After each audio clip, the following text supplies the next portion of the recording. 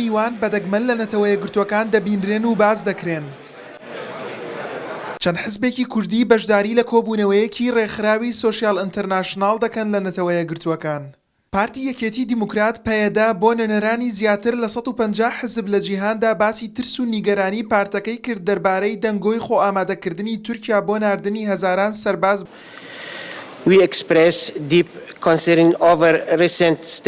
ئێمە نیگەرانی خۆمان دەردەبڕین دەربارەی چەند لێدوانێکی نێودامەزراوەی تورکیا دەربارەی ئەگەری دەستێوەردانی سەربازی لەلایەن تورکیاوە بۆ سووریا. ئەمە دەبێتە هەڕەشە بۆ سەر ژیانی خەڵکی سڤیل، دەبێتە هەڕەشە بۆ یەکپارچەی خاکی سووریا کە ڕۆژئاوا بەشێکی گرنگە تێیدا.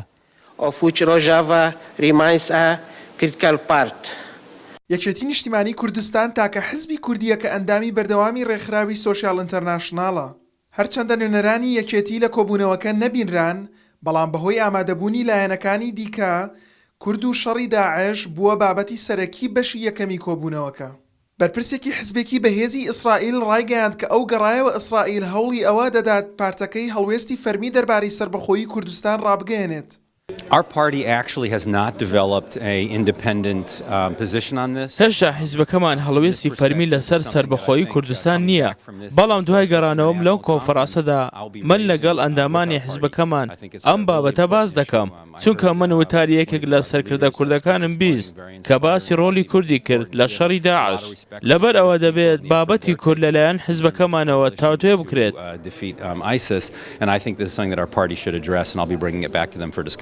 بەڵام لە نەتەوەیە گرتوەکان کە ئەو کۆبوونەوەی تێدا ئەنجامدرا شەڕی داعش هێشتا ئەولەویەت نییە و زۆر گرنگی پێنادرێت.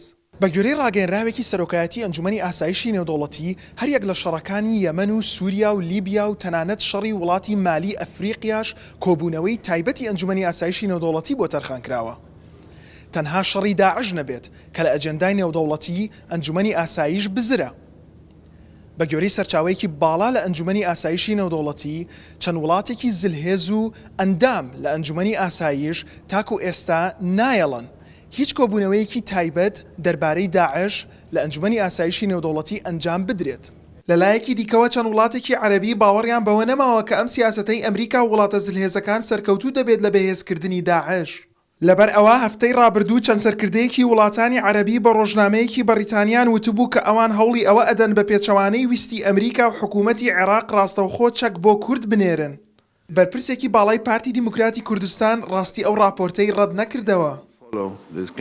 ئێمە لە سەرداوای ئەو وڵاتانە ناوەکان ناڵێن، بەڵام بەڵێ چەندین وڵاتی عەرەبی پەیوەندی ڕاستە و خۆیان لەگەڵ هەرێمی کوردستان هەیە بۆ ڕوبەڕوونەوەی داعش. لە کۆبوونەوەکەی ڕێکخراوی سۆشیال ئینتەرناشناڵ هەڕەشەی داعش تەنها باسی پارتە کوردیەکان نەبوو، بەڵکو زۆربەی نوێنەرانی زیاتر لە 150 حزبی جیهان باسی ترسی وڵاتەکەیان دەکرد لە زیادبوونی هەڕەشەی گروپە توندڕەوەکان.